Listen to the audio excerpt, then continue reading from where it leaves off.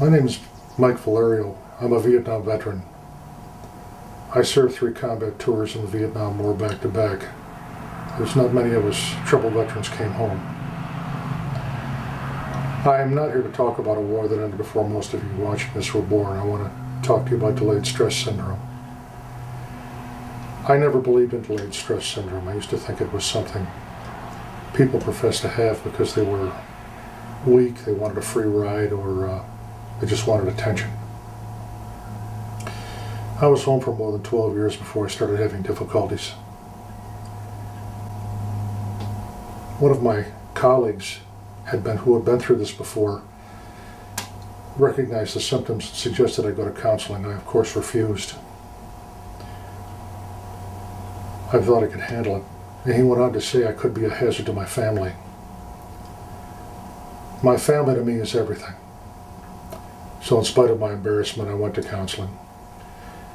And I found out I've been having problems all along. I just didn't realize it. And it felt pretty good to get the anger out. Delayed stress was brought on by what happened to us in combat and what we experienced.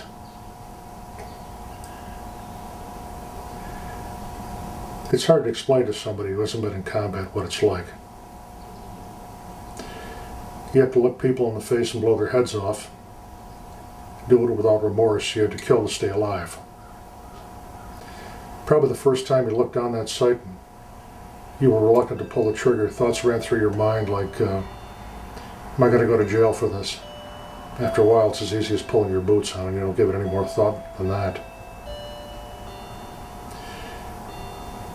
What you did was save the lives of your friends. They in turn saved your life many times over.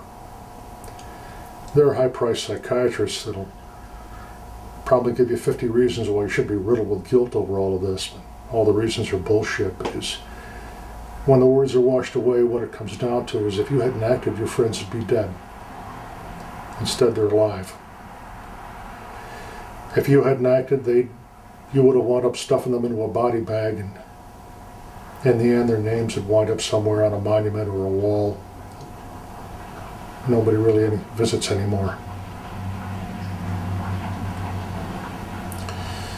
It's hard to explain to somebody who hasn't been in combat what it's like. When you try to do it, their first reaction is disbelief. You can't really explain what it's like to have someone shot to death next to you and you're sprayed with blood, pieces of meat. How wounded guys scream when they're in pain, and how they cry for their mothers and their wives when they know the end is close. You've seen your friends blown to pieces in front of you, guys that you knew, joked with, had beers with. And now you have to go out and pick their parts up, throw them in a bag, and they're tossed in a coffin and sent home to their parents, or as much of them as you could find. And all the while you're doing it, you're thinking, thank God it wasn't me.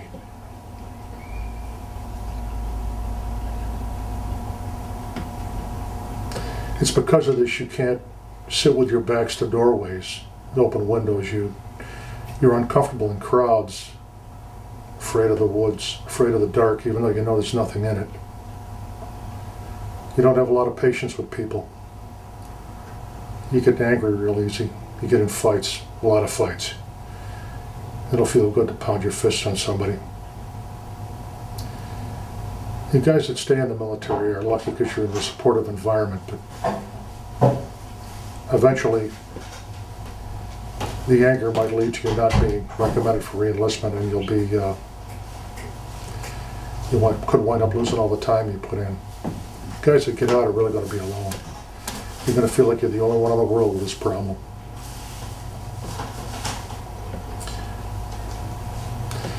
You see, the things that you experienced aren't going to fade in time. Every once in a while, you're going to have nightmares about what happened to you. You're going to wake up in the middle of the night and sit on the edge of that bed, and just for a minute, it's going to be just like being back there again when you're scared all the time. And you get this feeling like you're never going to get out of this place alive.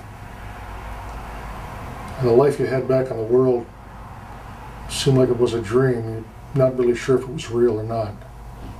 and the world you're living in is hell. You've got a monster inside of you that's going to be with you for the rest of your life. You've got to keep it locked away if you want a family and a home and someone to love you in return. I know I'm the bearer of bad news, but we owe everything we have to you people. All those little freedoms we take for granted, you paid for them. You protect us like you protect them. So this is a time for the truth. I don't want your generation to have to deal with the problems my generation dealt with. I don't want you to have to deal with the lost jobs and the marriages that fail, the drug and alcohol abuse, the insanity, and the suicide. In about 30 or 40 years, when all of you watching this are old like I am, there'll be other veterans coming home from another war. When that happens, it'd be a nice thing if you could talk to them. You might be able to help them avoid the things you're experiencing, or perhaps the things you're going to experience in the future. Well, that's all I have to say. Thank you for your time.